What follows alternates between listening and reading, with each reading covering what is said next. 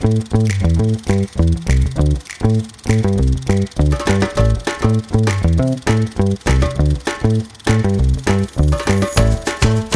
everybody, and welcome to another episode of Kev's Movie Corner. I am Kev, and this week we are talking about Network.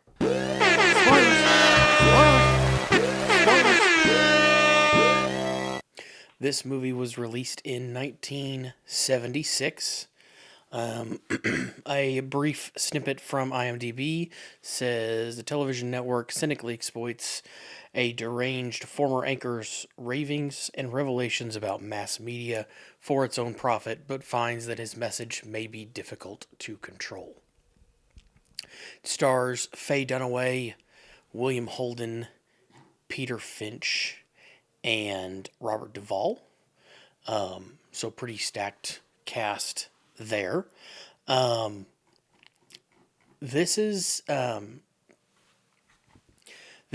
It's a comedy, and it's a comedy slash drama. It's a very dark comedy.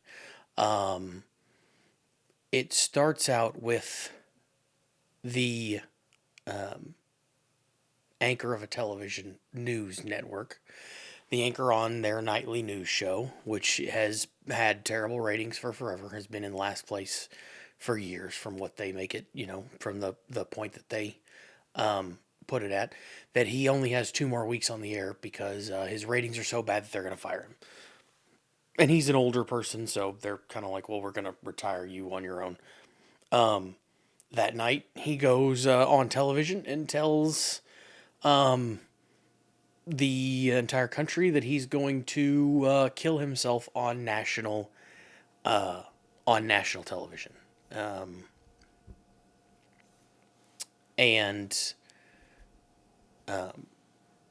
This is there's a lot of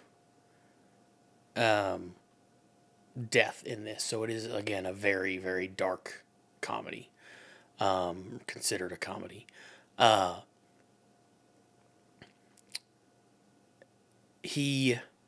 His friend and boss, the news manager, director person, played by William Holden. Peter Finch actually plays the anchor. William Holden's character is Max Schumacher. Howard Beale is Peter Finch, by the way. He's the anchor. Max Schumacher decides to give him one more chance and let him be on television to kind of give an actual, a true farewell, like a real goodbye. When he goes back on, he throws a fit about everything in the world and how people are not... basically goes on a tirade about how the world is a bunch of BS, which is understandable. This was, again, in 1976, so this was, during Vietnam and the gas crisis and all that kind of stuff. So he's talking about that. That ends up they try to fire him immediately, but they try to fire Beale immediately, but his Faye Dunaway, Diane Christensen in this movie, the programming director of this network, gets them to stop because his tirade on television caused their ratings to jump. And he keeps being on he keeps going on television and just going through more and more of these tirades. He eventually gets everybody to... Max gets fired because he says that he's not going to allow this to happen. He's not going to allow his friend to go downhill like this. But he ends up getting... Beale is on television and gets everybody to start yelling out their windows, "I'm mad as hell, and I'm not going to take this anymore." And that starts happening around the country. And they, Christensen, Faye Dunaway's character, is super excited. She's, we've got a hit. She talks about that. And they decide that they're just going to ride this basically psychotic break of this person. So he keeps going on the news. He keeps spouting craziness. They eventually take the news and they turn it into a entertainment more show where he is considered the where was it? The prophet. He's considered a prophet, basically, is what they call him. I don't remember the exact term. Let me see here. The mad prophet of the airwaves. And they get a soothsayer on there who, like, tells the future. They get some other people, and they kind of turn it into this almost like Jerry Springer-esque show. It seems like they don't show any of the other characters. They only show the open where they say who these people are, and then all you see is Beale, and he goes on for a few minutes preaching about something, about how the world is terrible and everybody needs to work to make everybody needs to stop. He gets the people to yell his catchphrase, which is "We're mad as hell and we're not going to take this anymore." And almost every time they show him doing this, at the end he passes out. Like, he passes out, falls down on stage, and everybody cheers and they zoom in on him and he's just laying on the stage. And it's a very weird scene every time, because it's basically, I mean, the concept is that the network is doing whatever. They don't care about him. They don't care about anybody. They're doing whatever to make ratings, to get ratings. Anyway, you've also got this side thing going on between Christensen and Schumacher, so Beale's boss and the programming director, in an affair. So they're going through this whole thing. And then you've got Robert Duvall's character, which is the boss, kind of like the head of this whole department of this network. So he's trying to, help get this thing, get more money out of it, try to get as much out of it as they can.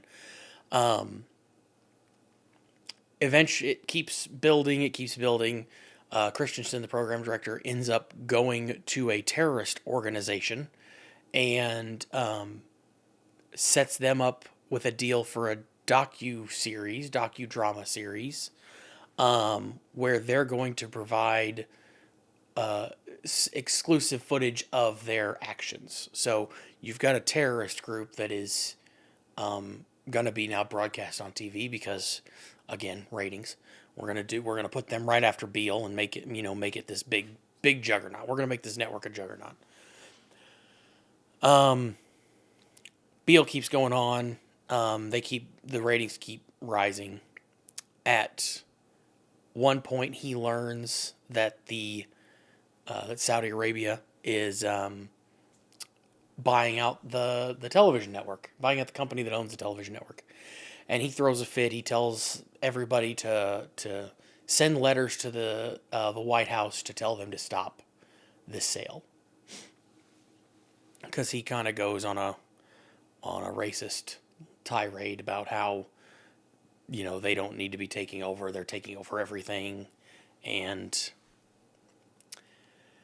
the problem is that the company is in so much debt that if this deal doesn't go through, they are done. So, the CEO of this company, who is Arthur Jensen, he's played by Ned Beatty.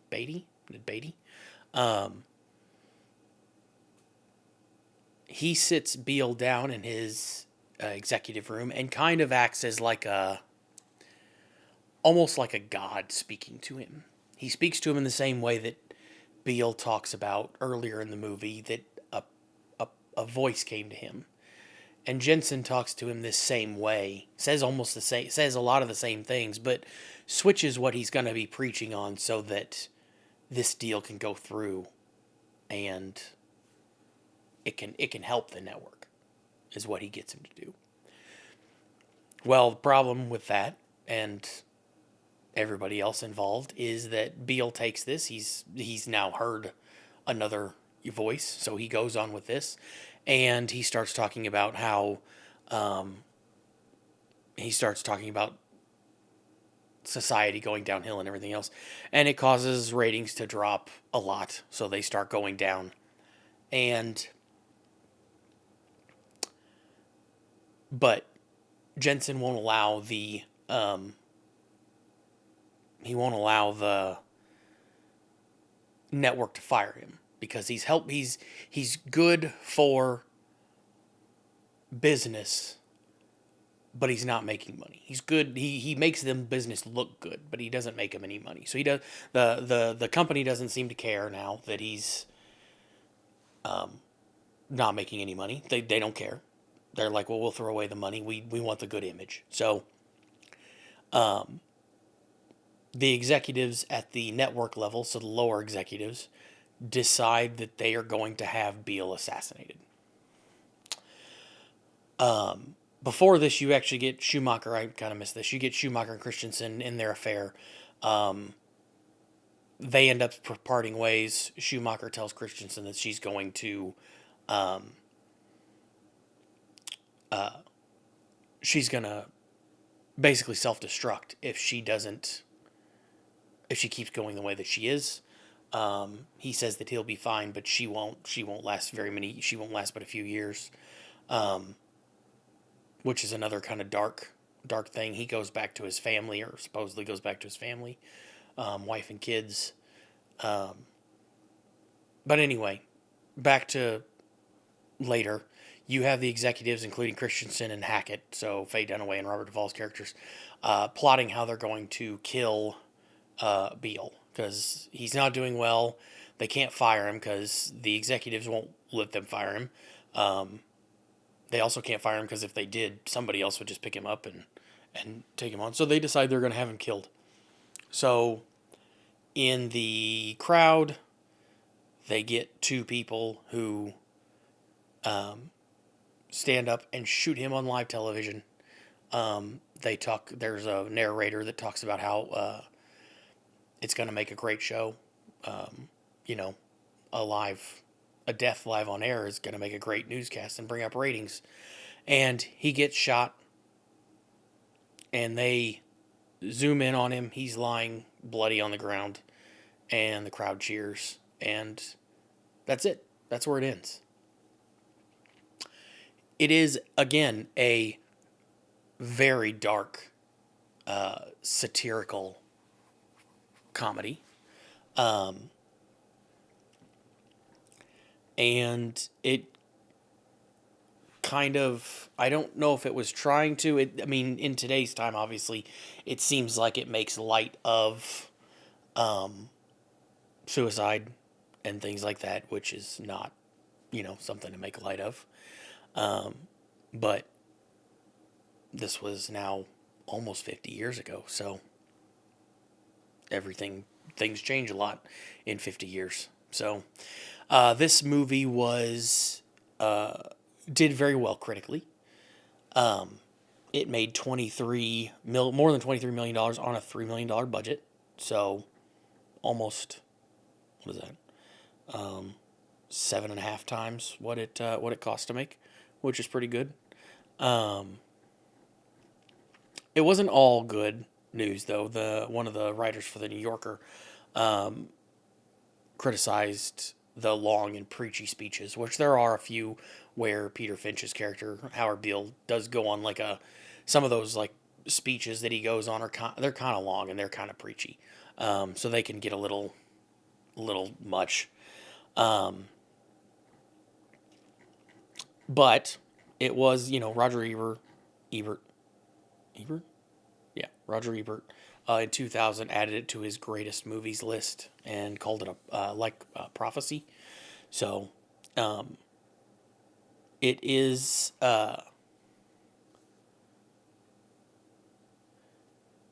it's one of only 3 films. It was nominated for I think 10 Academy Awards. It won 4 of them. It's one of only 3 films ever to win. Sorry. Hold on.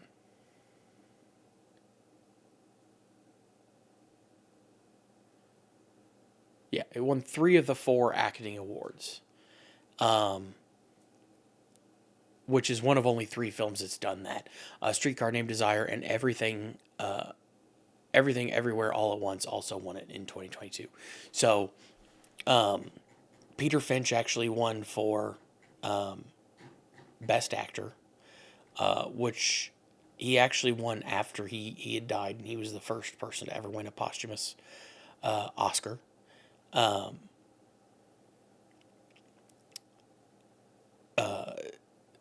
Dunaway won for Best Actress, and so yeah, it did very well. It did very well. In 2000, it was selected to be put in the National Film Registry at the Library of Congress. And there was a couple interesting things I found on this, because I like to do a couple of those every time we do these, kind of like the fun facts we do on the regular podcast. So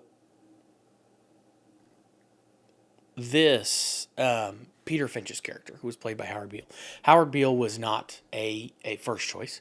Actually, they didn't even want him to do it. He was so excited that he paid his own way to New York to do a screening. The director only thought about it after Beale sent him a video of him reading the New York Times in a perfect American accent, because Beale is Australian. They had actually thought about Henry Fonda, Cary Grant, James Stewart, and Paul Newman as playing Beale, who was, like the one that's having a breakdown. But Fonda declined it, said it was too hysterical for his liking. Stewart didn't like it either. He didn't like the strong language, because there is a lot of cursing in this movie. They also looked at Walter Cronkite and John Chancellor, who were actual news anchors, but they didn't go for it. So I thought that was interesting, that they some of that was interesting.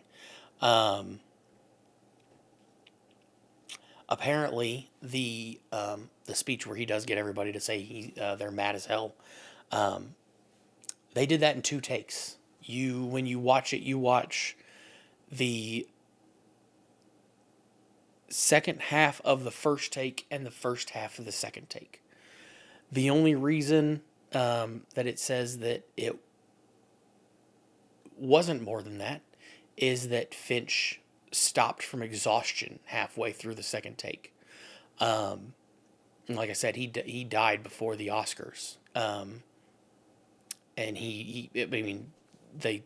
what it says on here is that it was partly because of his failing heart that he collapsed in the middle of that. So,